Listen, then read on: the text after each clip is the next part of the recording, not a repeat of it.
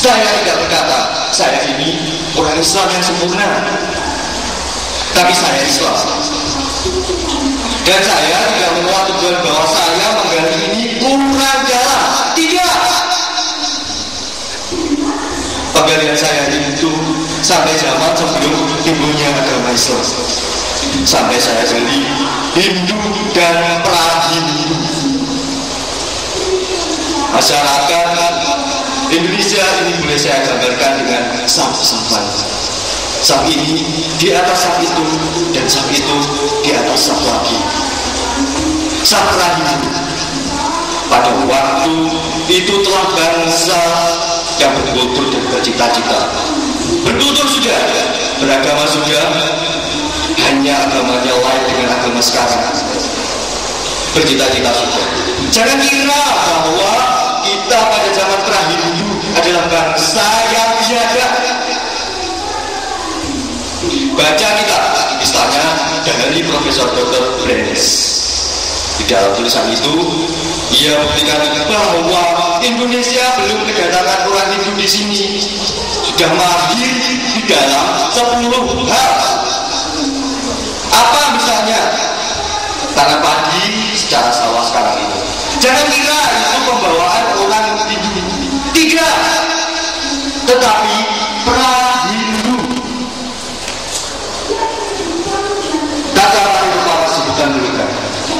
Di sini sudah ada cocok tanam secara sawah. Alfabet Wonojaroko, Dota, Solo. Jangan kira itu pembawaan orang Hindu. Wayang kulit dibuktikan oleh Profesor Brenes bukan pembawaan orang Hindu. Kemudian datang orang Hindu membawa lakon, mengerata dan wayang. Karena kita ini salah satu yang bangsa yang bisa menerima segala hal yang baik. Lakon itu kita masukkan dalam wayang sebagai pengayaan wayang kita. Jadi saya menggali itu dalam sekali sampai ke sastra Hindu. Datang sama Hindu yang di dalam bidang politik berupa negara Taruma, negara Kalingga, negara Mataram ke-1, negara Sanjaya, negara Musendo, negara Kutai, Sriwijaya, dan lain sebagainya. Datang saat lagi, saat zaman kita mengenal agama Islam yang di dalam bidang politik di negara Demak Bintoro, negara Pajang, negara Mataram ke-1, dan seterusnya. Datang saat lagi, saat ketiga kita kontak dengan Eropa, yaitu saat imperialisme. Di dalam bidang politik, zaman hancur leburnya negara kita, hancur leburnya perekonomian kita. Bahkan kita menjadi rakyat yang terpaurisir. Jadi masa sah pra-Hindu, sah Hindu, sah Islam, sah imperialis. Saya atas buku itu seperti orang yang mencari ikan di lubang kepiting. Sedalam-dalamnya menembus zaman imperialis, menembus zaman Islam, menembus zaman Hindu, dan masuk ke dalam pra-Hindu. Sahabat-sahabat yang bertemu kali ini yang menonjol, lain kali itu yang lebih menonjol. 5 hal inilah: ketuhanan, kebangsaan, pri kemanusiaan, kedaulatan rakyat, keadilan sosial. Saya lantas berkata, kalau ini saya pakai menjadi dasar statistik dan lestar dinamis. Insya Allah seluruh rakyat Indonesia bisa menerima. Dan saya di atas dasar meja statis dan lestar dinamis itu, rakyat Indonesia seluruhnya bisa bersatu padu.